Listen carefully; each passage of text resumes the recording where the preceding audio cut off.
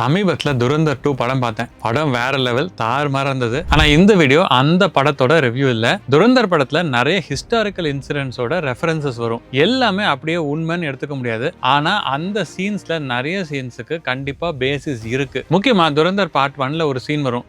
லண்டன்ல வச்சு நம்ம ஊர் அரசியல்வாதிகளே இந்தியாவோட கரன்சி பிரிண்டிங் பிளேட்ஸை பாகிஸ்தான்காரங்க கிட்ட விற்கிற மாதிரி காட்டியிருப்பாங்க. அது நிறைய மசாலாவா இருந்தாலும் அதோட பேசிஸ் 2000ஸ்ல ஆக்சுவலா நடந்த டீலரு கம்பெனியோட சம்பவம் தான். டீலரு அப்படிங்கிறது ஒரு பிரிட்டிஷ் கம்பெனி. இவங்க தான் உலகத்திலேயே மிகப்பெரிய கரன்சி பிரிண்டர்ஸ். இந்தியாவுக்கு ரொம்ப வருஷமா கரன்சி பேப்பரும் அதுல இருக்கிற செக்யூரிட்டி த்ரெட் இது ரெண்டுமே இவங்க தான் சப்ளை பண்ணிட்டு இருந்தாங்க. ஆனா 2010ல டீலரு சப்ளை பண்ண பேப்பர்ல இருந்த செக்யூரிட்டி ஃபீச்சர்ஸ் காம்ப்ரமைஸ் ஆயிடுச்சு அப்படின்னு இந்திய உளவுத்துறை ஒரு ஷாக்கிங்கான விஷயத்தை கண்டுபிடிச்சாங்க. இதனால பாகிஸ்தான்ல கள்ள நோட்டு அடிக்கிற கும்பல் நம்ம ஊர் ஒரிஜினல் நோட்டுக்கும் அவங்க அடிக்கிற கள்ள நோட்டுக்கும் வித்தியாசமே கண்டுபிடிக்க முடியாத அளவுக்கு சூப்பர் நோட்ஸ் அடிச்சு இந்தியாவில் இறக்கினாங்க.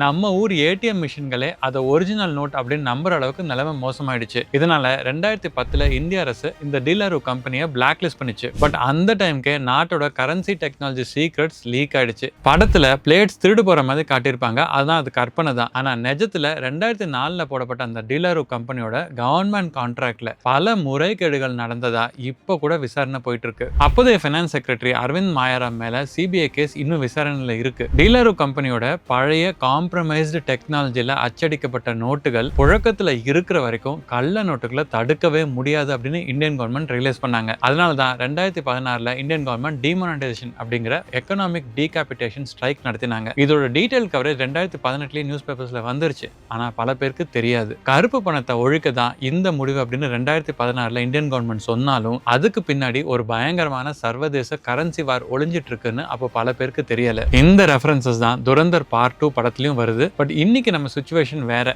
அந்த பழைய சிஸ்டமையே ஒட்டுமொத்தமா அழிச்சிட்டு இப்போ நாம மேக் இன் இந்தியா திட்டத்துல நம்ம ஊர்லயே செக்யூரிட்டி பேப்பர்ஸ் தயாரிச்சுட்டு இருக்கோம். இப்போ வர நோட்டுகளை காப்பி எடுக்கிறது அவ்வளவு ஈஸி இல்ல. இந்த மாதிரி துரந்தர் படத்துல ஏகப்பட்ட ரெஃபரன்சஸ் இருக்கு. அதுல வேற ஏதாவது சீனை இந்த மாதிரி டீகோட் பண்ணணுமான்னு கமெண்ட்ஸ்ல சொல்லுங்க.